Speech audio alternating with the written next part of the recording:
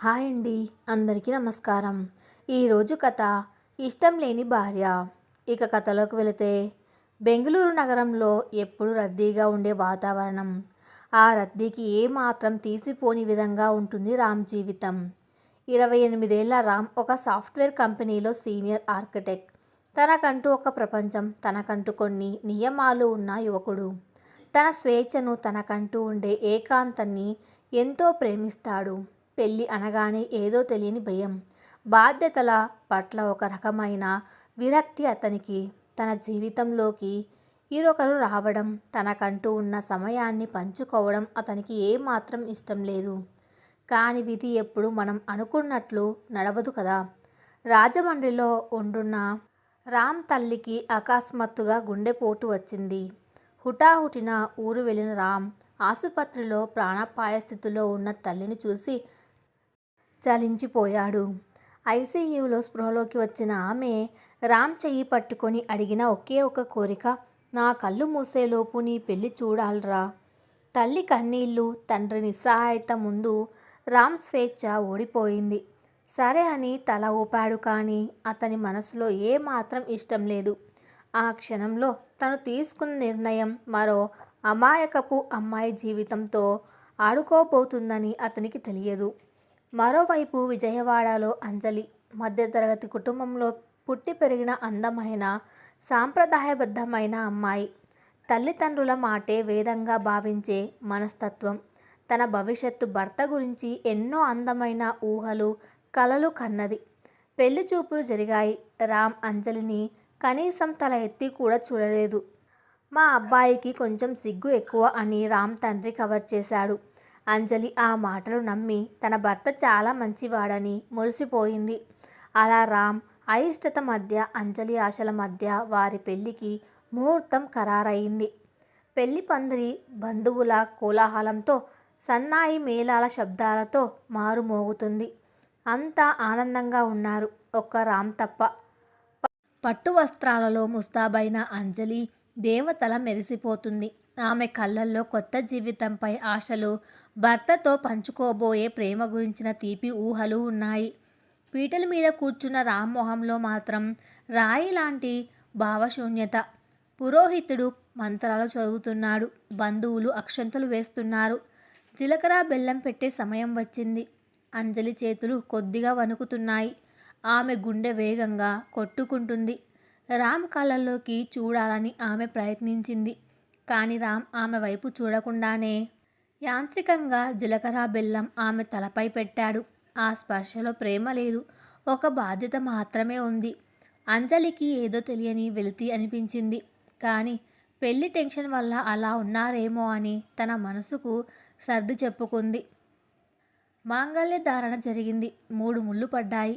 అంజలి జీవితం రామ్తో ముడిపడిపోయింది. 7 అడుగులు నడుస్తున్నప్పుడు రామ్ అడుగులు బరువుగా ఉన్నాయి. తన మెడలో పడిన తాళిబొట్టును చూసుకొని అంజలి మురిసిపోతుంటే, తన చేతులకు పడిన బేడీలు అని రామ్ లోపల కుమిలిపోతున్నాడు.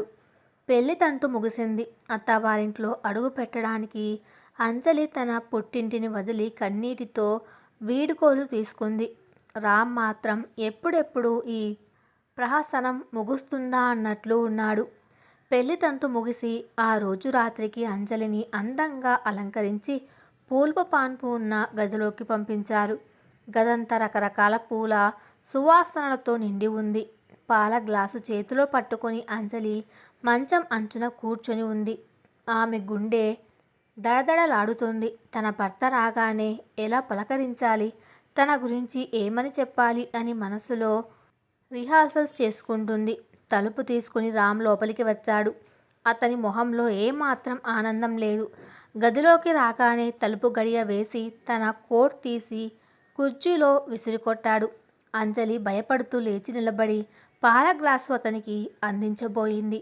రామ్ ఆ గ్లాసును పక్కన టేబుల్ మీద పెట్టి అంజలి కళ్ళల్లోకి సూటిగా చూశాడు.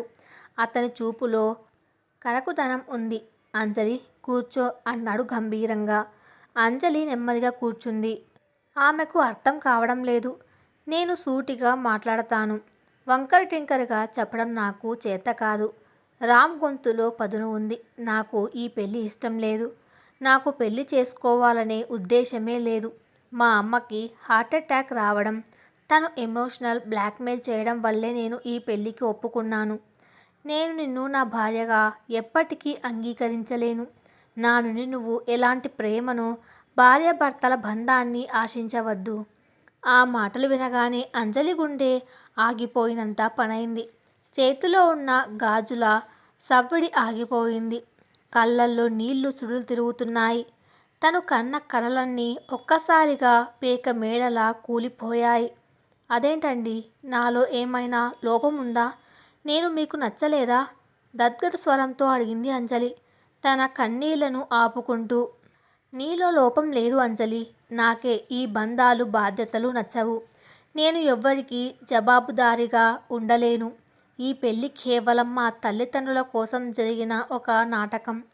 సమాజం దృష్టిలో, మా అమ్మా నాన్నల దృష్టిలో మనం భార్యాభర్తలం. కానీ ఈ గది 4 గోడల మధ్య మనం కేవలం 2 అపరిచితులం మాత్రమే. ఈ నిజం ఎంత త్వరగా జీర్ణించుకుంటే నీకు అంత మంచిది అని చెప్పి రామ్ పక్కనే ఉన్న సోఫాలో వెళ్ళి పడుకొని లైట్ ఆఫ్ చేశాడు. గదిలో చీకటి కమ్ముకుంది. కానీ అంజలి జీవితంలో కమ్ముకున్న చీకటి ముందు అది చాలా చిన్నది. అంజలి కింద కూలబడిపోయింది. పెళ్లి బట్టలతో, పారాని ఆరని పాదాలతో, 2 చేతులతో ముఖం కప్పుకొని నిశ్శబ్దంగా రోదించింది.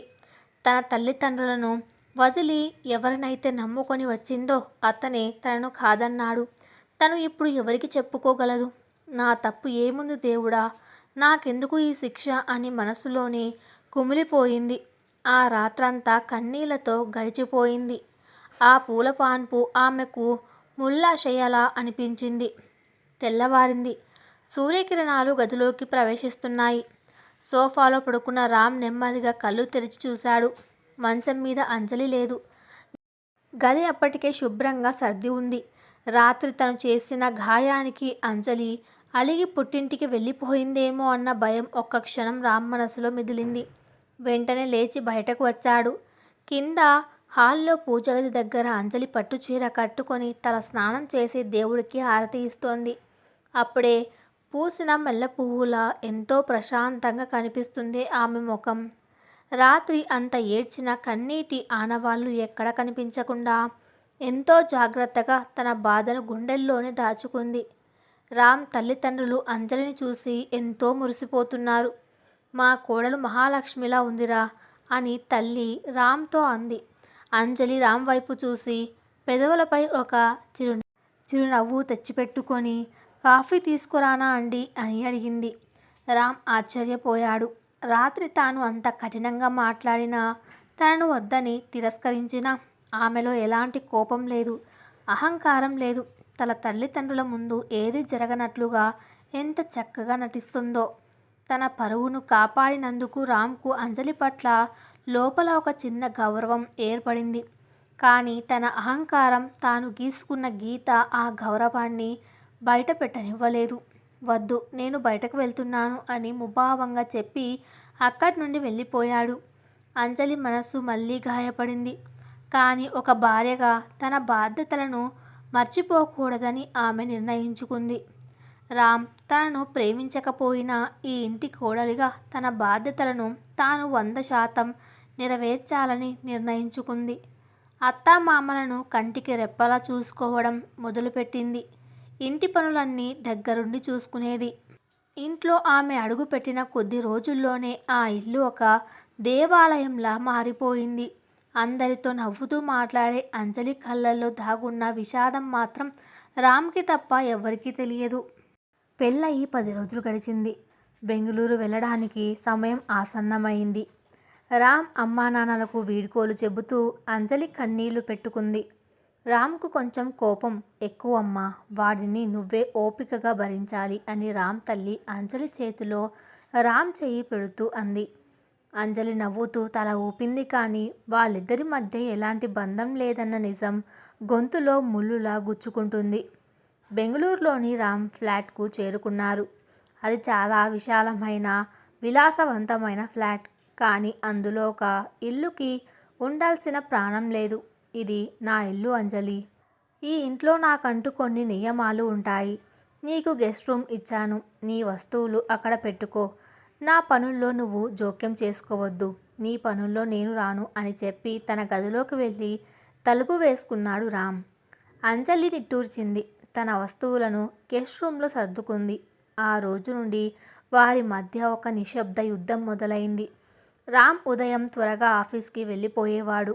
రాత్రి కావాలని చాలా లేటుగా ఇంటికి వచ్చేవాడు. అంజలి ఉదయాన్నే లేచి అతని కోసం ఇష్టమైన వంటకాలు చేసి డైనింగ్ టేబుల్ మీద పెట్టేది. రామ్ అందులో కొద్దిగా మాత్రమే తిని ఏమీ మాట్లాడకుండా లేచి వెళ్ళిపోయేవాడు. ఒకరోజు రామ్ ఆఫీస్ నుండి రావడానికి రాత్రి 11 గంటలు దాటింది. బయట భారీ వర్షం పడుతుంది. అంజలి కడుపులో ఎలుకలు పెరుగుతున్నాయి. భర్త తినకుండా తాను తినకూడదన్న పట్టింపుతో ఆకలితో సోఫాలోని కూర్చొని ఎదురు చూస్తుంది. కాలింగ్ బెల్ మోగింది. తలుపు తీయగానే తడిసి ముద్దైన రామ్ కనిపించాడు. చలికి వణుకుతున్నాడు. అంజలి వెంటనే టవల్ తెచ్చి ఇచ్చింది. అతను దాన్ని తీసుకొని ఏమీ మాట్లాడకుండా తన గదిలోకి వెళ్ళిపోయాడు. అంజలి భోజనం వేడి చేసి టేబుల్ దగ్గర ఎదురు చూస్తుంది. కానీ ఎంతసేపటికి రామ్ రాలేదు. గదిలోకి వెళ్ళి చూస్తే రామ్ మంచం మీద దుప్పటి ముసుగు తన్ని పడుకొని ఉన్నాడు. అతని శరీరం తీవ్రమైన జ్వరంతో కాలిపోతుంది. అంజలి కంగారు పడింది. వెంటనే వంటగదిలోకి వెళ్ళి ఒక గిన్నెలో చల్లని నీళ్లు, ఒక శుభ్రమైన క్లాత్ తీసుకుని వచ్చింది. రామ్ పక్కన కూర్చుని ఆ తడి గుడ్డను అతని నుదుటిపై వేస్తూ జ్వరం తగ్గించే ప్రయత్నం చేస్తుంది. రామ్ అకస్మారక స్థితిలో అమ్మ అని కలవరించాడు. అంజలికి కన్నీళ్లు వచ్చాయి. ఎంత కఠినంగా ప్రవర్తించినా అతను తన భర్త. తన పసుపు కుంకుమలు అతనితో ముడిపడి ఉన్నాయి. రాత్రంతా అంజలి నిద్రపోకుండా రామ్ పక్కనే కూర్చుని సేవలు చేసింది. తెల్లవారుజామున రామ్ జ్వరం కొద్దిగా తగ్గింది. అతను కళ్ళు తెరిచి చూసేసరికి మంచం పక్కన కుర్చీలో తలవాల్చి నిద్రపోతున్న అంజలి కనిపించింది. ఆమె చేతిలో ఇంకా ఆ తడిగుడ్డ అలాగే ఉంది. రాత్రంతా ఆమె పడిన శ్రమ ఆమె అలసిపోయిన ముఖంలో స్పష్టంగా కనిపిస్తుంది. రామ్ మనసులో మొదటిసారిగా ఒక బలమైన ప్రకంపన. ఎవరినైతే తాను వద్దనుకున్నాడో, ఎవరినైతే తాను రోజు తన మౌనంతో హింసిస్తున్నాడో, ఆమె ఈరోజు తన కోసం ఎందుకు ఇంతలా తపించిపోయింది? కోపం, ద్వేషం చూపించాల్సిన చోట ఇంత అపారమైన ప్రేమను ఎలా చూపించగలుగుతుంది? రామ్ చెయ్యి అప్రయత్నంగా లేచి ఆమె తలను నిమరాలని వెళ్ళింది. కానీ అంతలోని అతనిలో ఉన్న మంకుపట్టు, అహంకారం అతన్ని ఆపాయి. చేతిని వెనక్కి తీసుకుని నెమ్మదిగా లేచి ఫ్రెష్ అవ్వడానికి వెళ్ళాడు. నీళ్ల చప్పుడు విని అంజలి ఉలిక్కిపడి లేచింది. భర్తకు జ్వరం తగ్గిందని గ్రహించి ఊపిరి పీల్చుకుంది. వెంటనే కిచెన్లోకి వెళ్ళి వేడివేడిగా సూప్ తయారు చేసి తెచ్చింది. రామ్ అప్పటికి గదిలోకి వచ్చాడు. మీకు రాత్రి బాగా జ్వరం వచ్చింది. ఈ సూప్ తాగండి, కొంచెం బలం వస్తుంది అంటూ బౌల్ అందించింది. రామ్ ఆమె కళ్ళలోకి చూశాడు. ఆ కళ్ళల్లో స్వచ్ఛమైన ప్రేమ, భర్త పట్ల అపారమైన బాధ్యత కనిపిస్తున్నాయి. సూప్ తీసుకుంటూ రాత్రంతా నా కోసం నిద్రపోలేదా అని అడిగాడు నెమ్మదిగా. అంజలి చిన్నగా నవ్వింది. పరాయి వాళ్లకు జబ్బు చేస్తేనే వదిలిపెట్టాం. అలాంటిది నా మెడలో 3 ముళ్ళు వేసిన వారు మీరు. నా బాధ్యత నేను నిర్వర్తించాను. ఇందులో గొప్పేముంది? మీరు సూప్ తాగండి, నేను మందులు తెస్తాను అని చెప్పి అక్కడి నుండి వెళ్ళిపోయింది అంజలి. ఆమె ఇచ్చిన జవాబుకు రామ్ గుండెల్లో ఏదో తెలియని భారం. ఆమె తనను భర్త అని అనలేదు, 3 ముళ్ళు వేసిన వారు అంది. అంటే తను గీసిన గీతను ఆమె దాటడం లేదు. కేవలం ఒక బాధ్యతగా మాత్రమే తనని చూసుకుంటుందా? ఏమో రామ్కి అర్థం కాలేదు. కానీ ఆ రోజు ఆఫీస్కి వెళ్ళిన తర్వాత రామ్ మనసు పని మీద లగ్నం కాలేదు. అంజలి అలసిపోయిన ముఖం, ఆమె పలికిన మాటలు పదే పదే అతన్ని వెంటాడుతున్నాయి. తన ప్రవర్తన ఆమెను ఎంతలా బాధిస్తుందో అతనికి మొదటిసారి అనుమానం వచ్చింది. జ్వరం తగ్గిన మరుసటి రోజు నుంచి రామ్ ప్రవర్తనలో సూక్ష్మమైన మార్పులు రావడం మొదలైంది. తన ఆఫీస్కి వెళ్ళే సమయానికి ముందే డైనింగ్ టేబుల్ మీద వేడివేడి అల్పాహారం, పక్కనే లంచ్ బాక్స్ సిద్ధంగా ఉంటున్నాయి. అంజలి ఎక్కడ అతని దారికి అడ్డం రాకుండా తన పనులన్నీ ఒక యంత్రంలా చేసుకోపోతుంది. కానీ ఆమె కళ్ళల్లో మునుపటి మెరుపు లేదు. ఒక నిశ్శబ్దమైన అంగీకారం, ఒక రకమైన శూన్యత ఆమె మొహంలో కనిపిస్తున్నాయి. ఒకరోజు ఆదివారం ఉదయం రామ్ లేచేసరికి ఇంట్లో ఎవ్వరూ ఉన్నట్లు లేదు.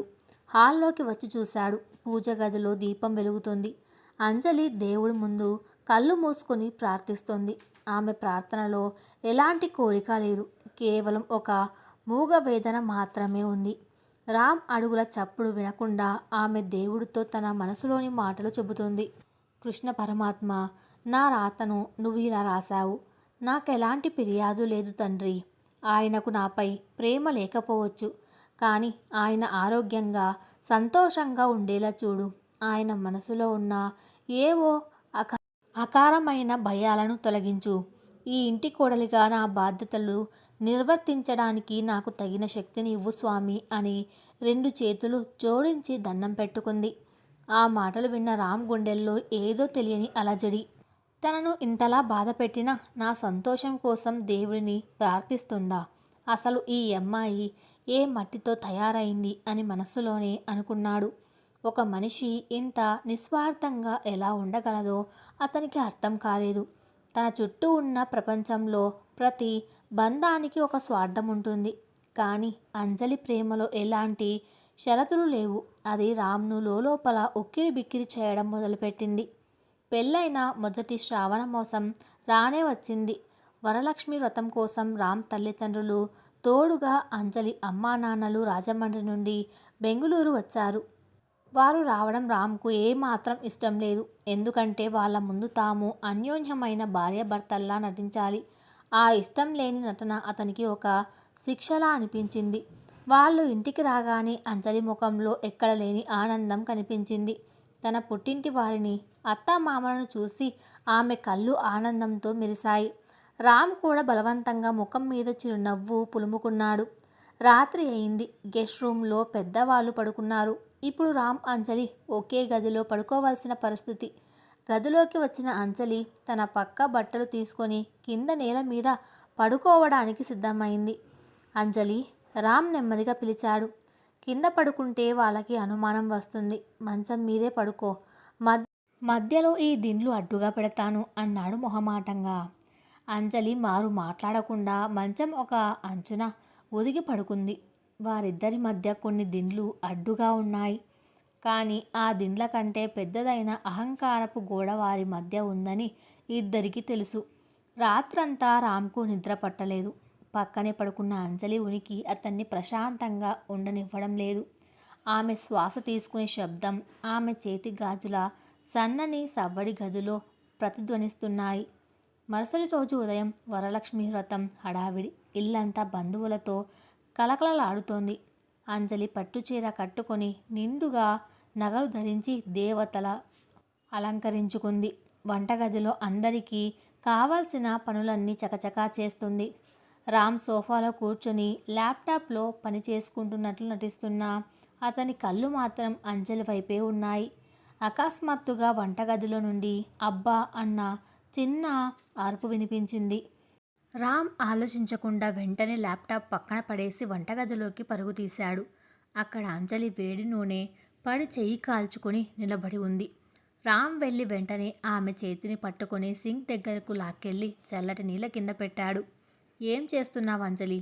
కళ్ళు ఎక్కడ పెట్టుకున్నావు? చూసుకొని పని చేయలేవా అంటూ గట్టిగా అరిచాడు. ఆ అరుపులో కోపం కంటే ఆమెకు ఏమైందో అన్న ఆందోళన ఎక్కువగా ఉంది. అక్కడ ఉన్న పెద్దవాళ్ళందరూ వాళ్ళ వైపే చూస్తున్నారు. రామ్ తల్లి నవ్వుతూ, చూసావా వదినా, మా వాడికి అంజలి అంటే ఎంత ప్రేమో, చిన్న గాయానికే ఎంతలా తల్లడిల్లిపోతున్నాడో అని అంజలి తల్లితో అంది. అంజలికి ఇదంతా కలలా అనిపించింది. రామ్ తన చేతిని అంత గట్టిగా, అంత ప్రేమగా పట్టుకోవడం ఇదే తొలిసారి. రామ్ కళ్ళలోకి చూసింది అంజలి. రామ్కు అప్పుడు తన తప్పు అర్థమైంది. అప్రయత్నంగా తన మనసులో ఉన్న కేరింగ్ బయటపడుతోందని గ్రహించి వెంటనే ఆమె చేతిని వదిలేసి కేర్ఫుల్ అని ముభావంగా చెప్పి అక్కడి నుండి వెళ్ళిపోయాడు. కానీ ఆ ఒక్క క్షణం అంజలి గుండెల్లో ఎన్నో ఆశలను చిగురింపజేసింది. పండగ ముగిసింది. బంధువులందరూ ఊరికి తిరుగు ప్రయాణమయ్యారు. ఇల్లు మళ్ళీ ఖాళీ అయింది. పండగ రోజుల పనుల అలసట, తన మనసులో రేగిన ఆశలు మళ్ళీ రాముభావంగా మారిపోవడం, ఇవన్నీ అంజలి మనసును తీవ్రంగా కలిచివేశాయి. అందరూ వెళ్ళిపోయిన తర్వాత తలుపులు వేసి నేరుగా పూజ గదిలోకి వెళ్ళింది అంజలి. దేవుడి పటం ముందు కూలబడి బోరున విలపించింది. ఇన్ని రోజులుగా తన గుండెల్లో దాచుకున్న బాధ కట్టలు తెంచుకుంది. ఎందుకిలా చేస్తున్నావు దేవుడా? ఆయనకు నాపై ప్రేమ లేనప్పుడు నాపై జాలి ఎందుకు కలిగేలా చేస్తున్నావు? ఆయన ఒక్కసారి ప్రేమగా చూస్తే నేను కోటి జన్మలు బతికేసినట్లు ఫీల్ అవుతున్నాను. కానీ మరుసటి క్షణమే ఆయన నన్ను పరాయిదాన్ని చేసినప్పుడు నా గుండె ముక్కలవుతుంది. ఈ నాటకం నేను ఇక ఆడలేను. నా కన్నవాళ్ళ ముందు నేను సుఖంగా ఉన్నానని నమ్మించడానికి నేను పడుతున్న నరకం నీకు మాత్రమే తెలుసు తండ్రి. నా ఈ రాత ఎప్పుడు మారుతుంది అంటూ దేవుడి పాదాలపై పడి వెక్కి వెక్కి ఏడ్చింది. అప్పుడే ఆఫీస్ నుండి తొందరగా వచ్చిన రామ్ అంజలి ఏడుపు విని పూజ గది బయట ఆగిపోయాడు. ఆమె పలికిన ప్రతి మాట రామ్ గుండెల్లో బాకులా గుచ్చుకుంది. రామ్ మనసులో మెదిలిన ప్రశ్నలు: నేను ఒక రాక్షసుడినా? ఒక అమాయకపు అమ్మాయి జీవితంతో ఆడుకుంటున్నానా? నా స్వేచ్ఛ కోసం, నా పంతం కోసం ఆమెను ఇంతలా క్షోభ పెడుతున్నానా? నన్ను ఇంతలా ప్రేమించే అమ్మాయిని వదులుకొని నేను దేనికోసం వెతుకుతున్నాను? రామ్ కళ్ళలో మొదటిసారిగా నీళ్లు తిరిగాయి. తన అహంకారం ఎంత దారుణమైనదో అతనికి అప్పుడు అర్థమైంది. అంజలిని ఓదార్చాలనిపించింది. ఆమె కన్నీళ్లు తుడవాలనిపించింది. కానీ తనని తాను క్షమించుకోలేక మెల్లగా వెనక్కి తిరిగి తన గదిలోకి వెళ్ళిపోయాడు. మరుసటి రోజు ఆఫీస్ నుండి వచ్చేటప్పుడు రామ్ ఒక ఖరీదైన పట్టు చీర కొనుక్కొచ్చాడు. అంజలి పట్ల తన ప్రవర్తనకు ప్రాయశ్చిత్తంగా ఆమెను సంతోషపెట్టాలని అతని ఉద్దేశం. రాత్రి భోజనం చేస్తున్నప్పుడు ఆ చీర ప్యాకెట్ తీసుకువచ్చి అంజలి ముందు పెట్టాడు. అంజలి ఆ ప్యాకెట్ వంక ఆశ్చర్యంగా చూసింది. ఏంటిది అని అడిగింది.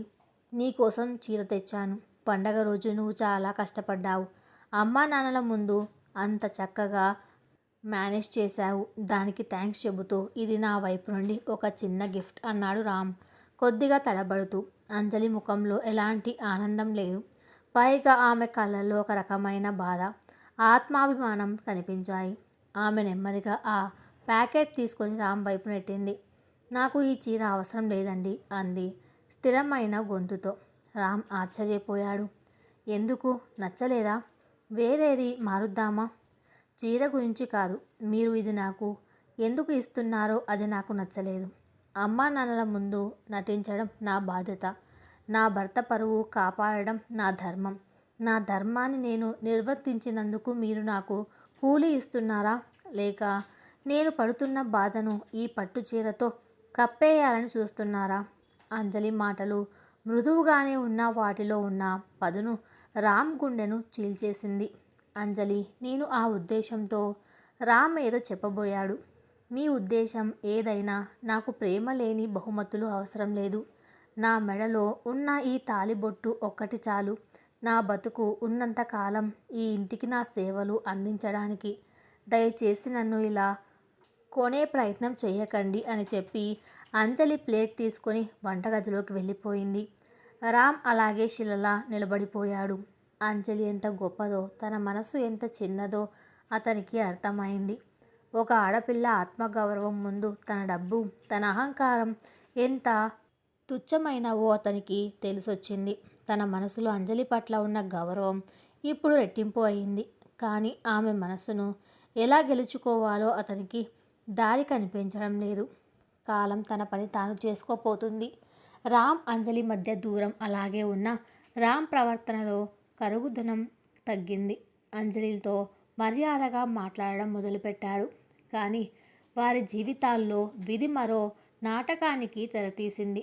ఒకరోజు రామ్ ఆఫీస్ నుండి చాలా నీరసంగా కంగారుగా ఇంటికి వచ్చాడు. ముఖమంతా చెమటలు పట్టి ఉన్నాయి. ఇంట్లోకి రాగానే డోర్ గట్టిగా వేసి సోఫాలో తల పట్టుకొని కూర్చుండిపోయాడు. అంజలి కంగారుగా పరిగెత్తుకుంటూ వచ్చింది. ఏమైందండి? ఎందుకు అలా ఉన్నారు? ఒంట్లో బాగాలేదా అని ఆందోళనగా అడిగింది. రామ్ కళ్ళల్లో నీళ్లు తిరుగుతున్నాయి. జీవితంలో ఎప్పుడు భయపడిన రామ్ ఇప్పుడు వణుకుతున్నాడు. అంతా అయిపోయింది అంజలి. నా జీవితం నాశనమైపోయింది అంటూ చేతుల్లో ముఖం దాచుకొని చిన్న పిల్లాడిలా ఏడవడం మొదలుపెట్టాడు. అంజలి షాక్ అయింది. గబాల్న అతని పక్కన కూర్చొని అతని భుజం పట్టుకుంది. ఏమైందో చెప్పండి. ఏ సమస్య వచ్చినా మనం కలిసి ఎదుర్కొందాం. రామ్ తేరుకొని జరిగిందంతా చెప్పాడు. ఆఫీస్లో రామ్ లీడ్ చేస్తున్న ఒక పెద్ద ప్రాజెక్ట్లో అతని కింద పనిచేసే ఒక ఉద్యోగి భారీ ఫ్రాడ్ చేశాడు. కోట్లాది రూపాయల డేటా వేరే కంపెనీకి అమ్మాడు.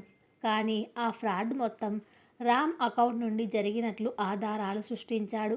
ఇప్పుడు కంపెనీ వాళ్ళు రామ్ మీద పోలీస్ కంప్లైంట్ ఇవ్వడానికి సిద్ధమవుతున్నారు. పరువు పోవడమే కాకుండా కంపెనీకి జరిగిన నష్టాన్ని దాదాపు 50 లక్షలు భర్తీ చేయకపోతే జైలు శిక్ష తప్పదని బెదిరిస్తున్నారు.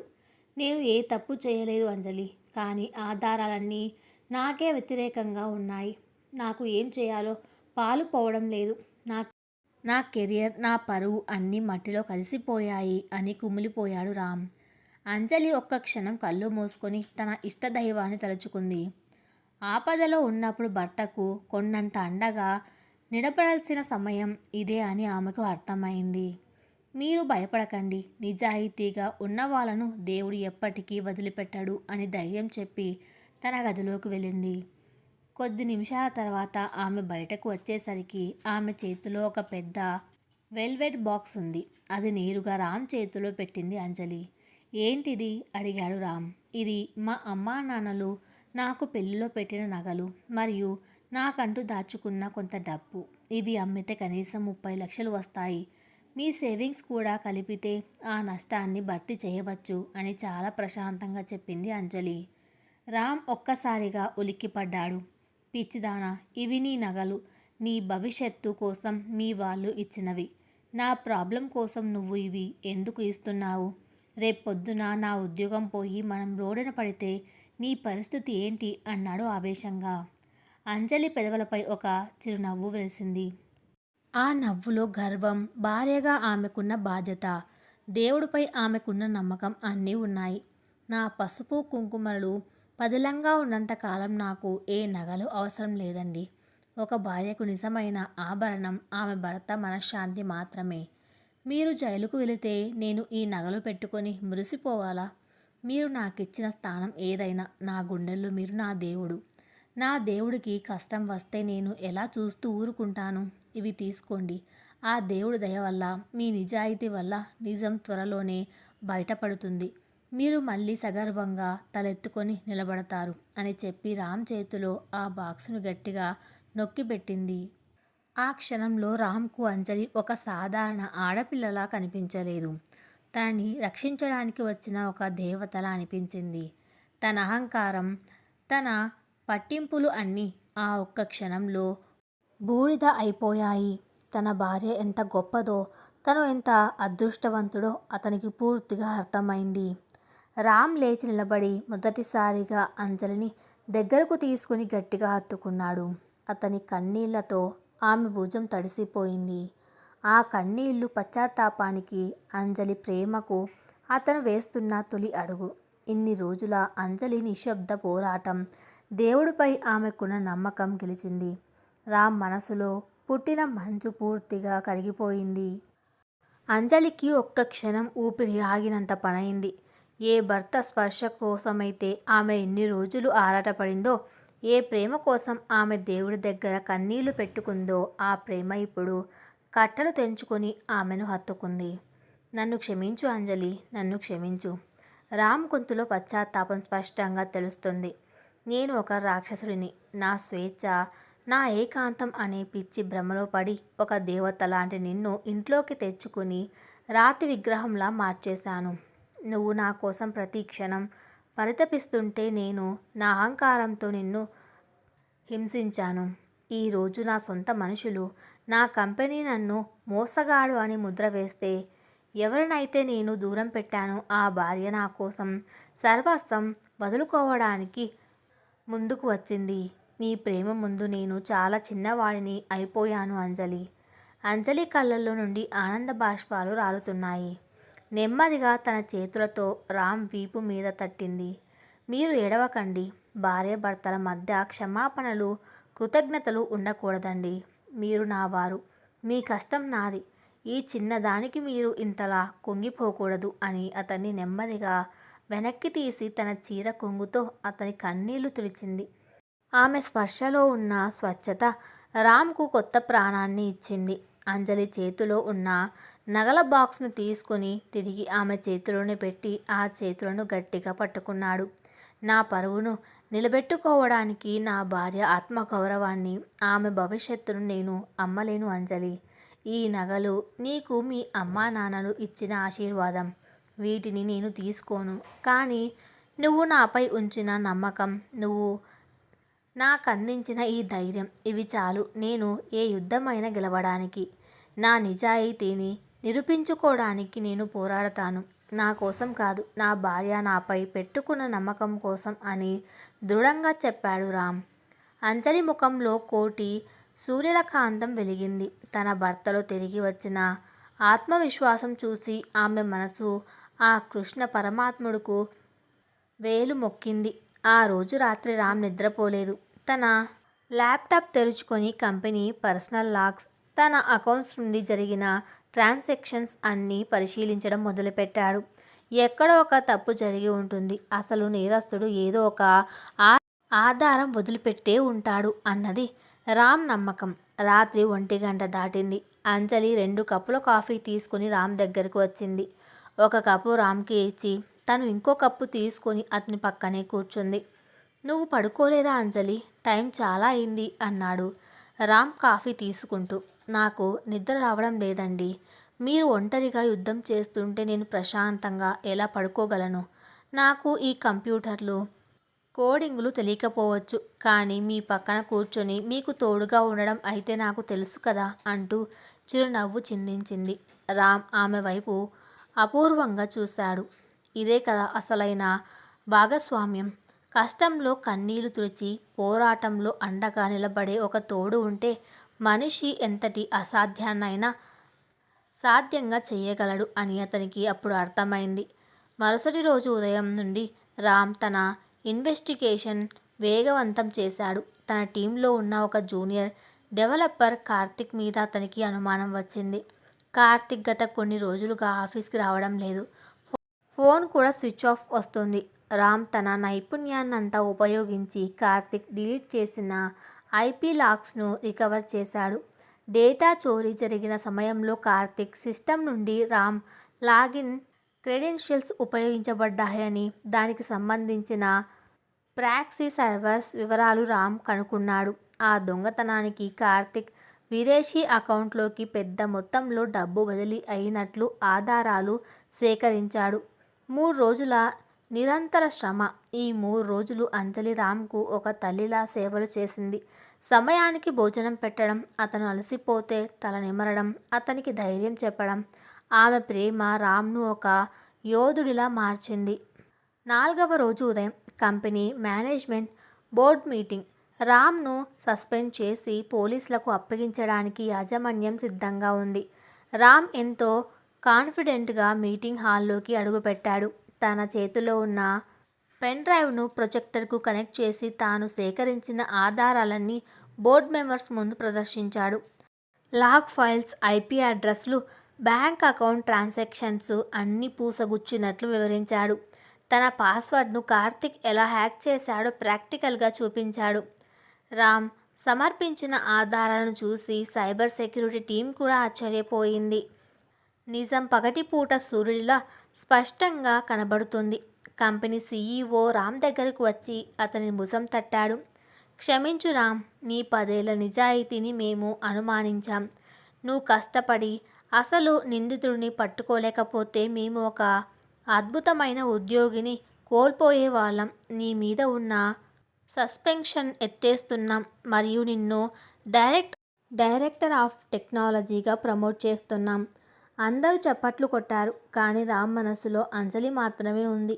ఈ విజయం నాది కాదు సార్. నేను ఓడిపోయి సర్వస్వం కోల్పోవడానికి సిద్ధమైనప్పుడు నాలో నమ్మకాన్ని నింపి నన్ను నేను గెలుచుకునేలా చేసిన నా భార్యది అని చెప్పి వెంటనే అక్కడి నుండి ఇంటికి బయలుదేరాడు. ఇంట్లో అంజలి దేవుడి ముందు కూర్చుని కళ్ళు మూసుకొని మౌనంగా జపం చేస్తుంది. రామ్ ఇంటికి రాగానే ఏమీ మాట్లాడకుండా నేరుగా పూజగది దగ్గరికి వెళ్ళాడు. అంజలి కళ్ళు తెరిచి రామ్ ముఖం చూసింది. అతని ముఖంలో ఇన్నాళ్ళు ఉన్న కంగారు లేదు. ఒక ప్రశాంతత, గెలుపు తాలూకు చిరునవ్వు ఉన్నాయి. ఏమైందండి అని అడిగింది అమాయకంగా. రామ్ ఆమె చేతులు పట్టుకొని తన హృదయానికి హత్తుకున్నాడు. గెలిచేశాం అంజలి, సత్యం గెలిచింది. ఆ కార్తిక్ చేసిన ఫ్రాడ్ అంతా ప్రూఫ్ చేశాను.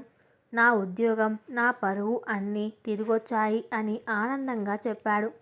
అంజలి వెంటనే కళ్ళు మూసుకొని కృష్ణ పరమాత్మ నీ దయ తండ్రి అని దేవుడికి నమస్కరించింది. దేవుడికి తర్వాత దండం పెట్టుకో అంజలి, ముందు నాతో రా, మనం ఒక చోటికి వెళ్ళాలి అంటూ అంజలిని తీసుకొని కారులో బయలుదేరాడు రామ్. కారు నగర చివర్లో ఉన్న ఒక పురాతనమైన ప్రశాంతమైన రాధాకృష్ణుల గుడి దగ్గర ఆగింది. ఆ గుడి చుట్టూ పచ్చని చెట్లు, పక్షుల కిలకిల రావాలతో వాతావరణం ఎంతో ఆహ్లాదకరంగా ఉంది. అంజలికి ఏమీ అర్థం కావడం లేదు.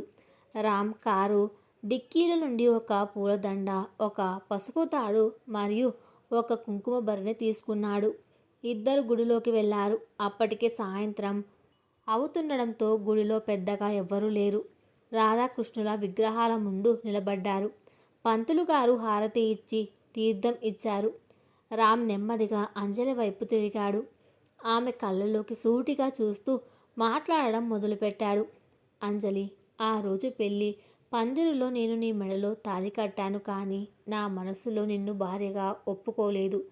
నా మెడకు ఒక బండరాయి ఉరి వేసుకున్నట్లుగా ఫీల్ అయ్యాను. ఆ రోజు జరిగిన ఆ తంతు కేవలం మా తల్లిదండ్రుల కోసం జరిగిన ఒక బలవంతపు వ్యవహారం. కానీ ఈరోజు నేను స్వచ్ఛందంగా, నా పూర్తి ఇష్టంతో, నా ప్రాణంగా నిన్ను నా భార్యగా స్వీకరించాలనుకుంటున్నాను. రామ్ మాటలకు అంజలి గుండె వేగం పెరిగింది. ఆమె కళ్ళు ఆనందంతో చెమ్మగిల్లాయి. రామ్ చేతిలో ఉన్న పసుపు తాడు తీశాడు. ఆ రోజు వేద మంత్రాల సాక్షిగా నా అహంకారం నీ మెడలో తాళి కట్టింది. ఈరోజు ఈ రాధాకృష్ణుల సాక్షిగా నా ప్రేమ నీ మెడలో ఈ బంధాన్ని శాశ్వతంగా ముడివేయబోతుంది. నువ్వు లేని నా జీవితం శూన్యం అంజలి. నన్ను భరిస్తావా? నా జీవితాంతం నాకు తోడుగా ఉంటావా అని అడిగాడు. అంజలి ఏడుస్తూనే నవ్వింది. నాకు ఊహ తెలిసినప్పటి నుండి కన్న కల మీరు. నా ప్రాణం ఉన్నంత వరకు మీ పాదాల చెంతే నా స్థానం అంది గద్గద స్వరంతో. రామ్ భక్తితో ఆమె మెడలో ఆ పసుపు తాడును కట్టాడు. ఆ తర్వాత కుంకుమ తీసుకుని ఆమె నుదుటిన ఎర్రగా దిద్దాడు. ఆ క్షణంలో అంజలికి తన జీవితం సంపూర్ణమైనట్లు అనిపించింది. ఇన్నాళ్ళు ఆమె పడిన వేదన, చేసిన నిశ్శబ్ద పోరాటం ఫలించింది. రామ్ ఆమెను తన గుండెలకు హత్తుకున్నాడు. ఆ కౌగిలిలో ఆకాశమంతా స్వచ్ఛమైన ప్రేమ, భూదేవంతా సహనం ఏకమయ్యాయి. రాధాకృష్ణుల విగ్రహాల ముందు ఆ కొత్త జంట నిజమైన భార్యాభర్తలుగా పునర్జన్మ పొందింది. కొన్ని నెలలు గడిచాయి. బెంగళూరులోని రామ్ ఫ్లాట్ ఇప్పుడు ఒక స్వర్గంలా మారిపోయింది. ఇల్లు ఎప్పుడు నవ్వులతో, పూల సువాసనలతో కలకలలాడుతోంది. ఒకప్పుడు తన గది తలుపులు మూసుకొని ఏకాంతాన్ని కోరుకునే రామ్ ఇప్పుడు అంజలి కనిపించకపోతే ఇల్లంతా వెతుకుతున్నాడు. ఉదయం ఆమె కప్పు కాఫీ ఇవ్వనిదే అతనికి రోజు మొదలవ్వదు. రాత్రి ఆమెతో ఒక ఆఫీస్ కబుర్లు చెప్పనిదే నిద్ర పట్టదు. రామ్ తల్లిదండ్రులు, అంజలి అమ్మా నాన్నలు పండగ కోసం మళ్ళీ బెంగళూరు వచ్చారు. ఇంట్లోకి అడుగు పెట్టగానే వాళ్లకు ఒక అద్భుతమైన దృశ్యం కనిపించింది. రామ్ వంటగదిలో అంజలికి కూరగాయలు కోసి ఇస్తూ సహాయం చేస్తున్నాడు. అంజలి నవ్వుతూ అతని ముఖానికి అంటిన పిండిని తుడుస్తోంది. ఇద్దరు ఏదో మాట్లాడుకుంటూ పకపక నవ్వుకుంటున్నారు. రామ్ తల్లి ఆనందంగా కన్నీళ్లు పెట్టుకుంది. నా కొడుకు ఇంతగా మారిపోతాడని నేను కలలో కూడా అనుకోలేదు వదినా. మీ అమ్మాయి వాడి జీవితంలోకి మహాలక్ష్మిలా వచ్చి వాడిని ఒక మనిషిగా మార్చేసింది అని అంజలి తల్లితో అంది. పెద్దవాళ్ళందరి కళ్ళు ఆనందంతో నిండిపోయాయి. రాత్రి అందరూ భోజనం చేసి పడుకున్నాక బాల్కనీలో నిలబడి ఆకాశం వైపు చూస్తున్నాడు రామ్. చల్లని గాలి వీస్తుంది. అంజలి నెమ్మదిగా వచ్చి అతని భుజంపై తల వాల్చింది. రామ్ ఆమె చేతిని తన చేతిలోకి తీసుకుని అన్నాడు, అంజలి, ఒకప్పుడు నేను దేవుడు లేడు అనుకునేవాడిని. కానీ దేవుడు మనుషుల రూపంలో మన జీవితంలోకి వస్తాడని నువ్వు నిరూపించావు. నన్ను సరైన మార్గంలో పెట్టడానికే ఆ దేవుడు మా అమ్మకు ఆ రోజు హార్ట్అటాక్ తెప్పించాడు. నిన్ను నా జీవితంలోకి పంపించాడు. ఈ ప్రకృతి, ఆ దేవుడు ఎప్పుడు ఏది చేసినా మన మంచికే చేస్తారు. ఇష్టం లేని భార్యగా నా ఇంటికి వచ్చిన నువ్వు ఇప్పుడు నా ఇష్ట దైవం అయిపోయావు. అంజలి నవ్వింది. ప్రేమ అనేది ఒక విత్తనం లాంటిదండి. అది మొలకెత్తడానికి కొంత సమయం, సరైన వాతావరణం కావాలి. మీరు గట్టిగా ఉన్న నేల లాంటి వారు. నా సహనం ఆ నేలను మెత్తగా చేసింది. ఇప్పుడు మన బంధం ఒక వృక్షంలా మారింది. ఈ వృక్షం నీడలో మనం జీవితాంతం ఇలాగే కలిసి ఉండిపోవాలి. రామ్ ఆమె నుదుటిపై మృదువుగా ముద్దు పెట్టాడు. ఆకాశంలో నిండు చందమామ వాళ్ళిద్దరి ప్రేమను చూసి దీవిస్తున్నట్లుగా ప్రకాశిస్తున్నాడు. నిజమైన ప్రేమకు ఎలాంటి అహంకారమైన తల వంచక తప్పదు.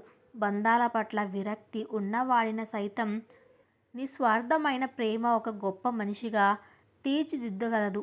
అంజలి ఓపిక, ఆమె చూపించిన స్వచ్ఛమైన ప్రేమ ఒక రాతి గుండెను కరిగించి అందులో దేవుడిని నిలబెట్టాయి. అందుకే అంటారు, భార్య రూపవతి అయితే ఇల్లు అందంగా ఉంటుంది, కానీ భార్య గుణవతి అయితే ఆ ఇల్లే గుడి అవుతుంది అని. సమాప్తం. Thanks for listening.